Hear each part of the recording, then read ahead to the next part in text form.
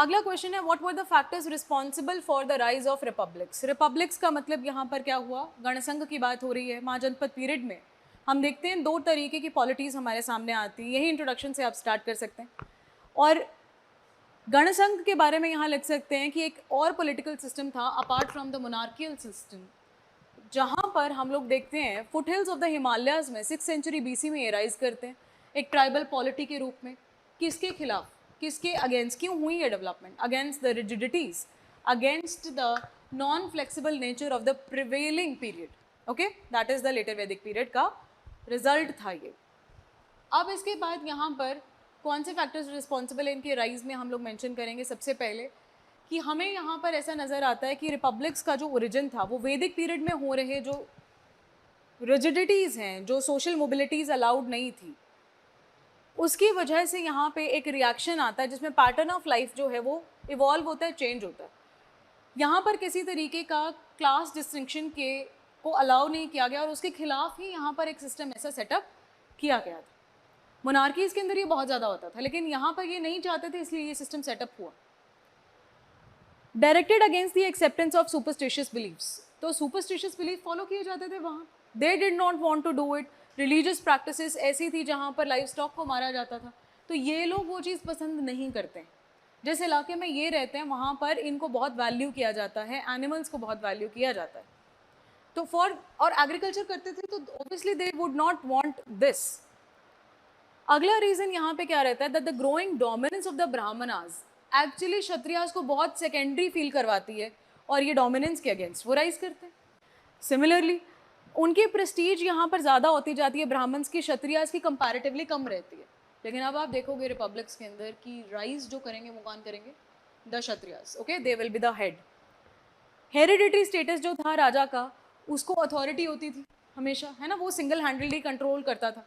लेकिन ट्राइबल पॉलिटीज़ जो ये वाली हैं गणसंघास, इसके अंदर क्या किया जा रहा है, there are many kings and the power is equally divided amongst them. तो कलेक्टिव डिसीजन मेकिंग एक यहाँ पर हो रही है। ठीक, it also derive the inspiration from the remote past. तो पुराने समय से यानी अर्ली वैदिक पीरियड से ये लोग लिंक करते हैं। जिस वक्त पे, उस वक्त पे भी ट्राइबल पॉलिटी थी, याद करो। और उस वक्त पे जो चीफ्स हुआ करते थे, किसी तरीके का कोई डिस्क्रिमिनेशन नहीं होता था। The occupation was based on your the birth never used to decide the occupation. It was always the वर्ण, जो आपकी ऑक्यूपेशन होगी उसी के रिस्पेक्ट में होगा। अब क्या रहा, वर्ण जो है वो बर्थ के बेसिस पे हो चुका था, जिसने ये सारी की सारी प्रॉब्लम, प्योरिटी ऑफ वर्ण और ये सब प्रॉब्लम्स क्रिएट करी है। तभी सोशल मोबिलिटी जो थी अलाउ नहीं की जाती थी, तो ये इसके खिलाफ है। ठीक है, एक पावर जो थी वो सबके पास होनी चाहिए। Also it attributed to social political conditions of those times, जहाँ पर हम देखते हैं कि रूलिंग क्लास जो थी वो वॉर बूटी क्लेम करती थी। किन से, इन सभी लोगों से, जितने भी आप हारोगे, राजा से जो हारता था वो used to pay the compensation. Now the tribal polities के अंदर भी जब सिंगल राजा ऐसा काम करने लगे थे, तो जो ट्राइब थी वो अब क्लेम करने लगी कि नहीं, रिसोर्सेज जो हैं वो हम सबके हैं, क्योंकि ट्राइबल्स में ये होता है shared benefits, shared responsibilities. This is the nature of the tribes. So they followed that in their political structure also. और उन्होंने कहा कि हम भी चाहते हैं कि हमें रिसोर्सेज को यूटिलाइज करने की पावर मिले, हमें उसके ऊपर एक अथॉरिटी मिले। That is how this concept of collective decision making, the collectiveness of this polity, this started. Okay? All right ji. Finally आप लिख देंगे several factors जो हैं they played a role in establish their power in the region.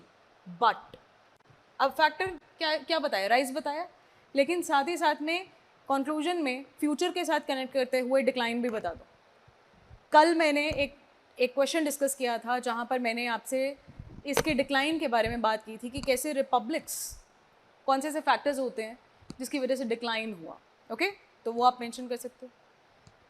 Now finally क्या लिखोगे यहाँ पे कि इननेट कोई प्रॉब्लम्स हैं इन लोगों की, इननेट डिसोनेशन है आपस में, डिसेंशंस हैं, where there is collective decision making, वहाँ पे सिंगल हैंडेडली डिसीजन हो नहीं सकता।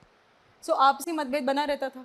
मोनार्कियल पावर्स में ये चीज़ नहीं थी, which at certain level made these republics weak, जिसकी वजह से भी monarchies were able to control them, they were able to conquer these areas. कोई स्टैंडिंग आर्मी भी नहीं था, that was also one of the problem. सबकी अपनी अपनी होती थी, कोई एक नहीं है पूरे एरिया की। जब ज़रूरत होती थी तो सब कलेक्ट हो जाते थे, लेकिन अदरवाइज ऑलवेज प्रेजेंट जैसा कोई कॉन्सेप्ट नहीं था। हर वक्त एक डिफेंस सिस्टम प्रेजेंट नहीं है, ठीक है। तो ये एक इशू रहता है यहाँ पे। ऐसा करके आप यहाँ पर आंसर को करेंगे फिनिश।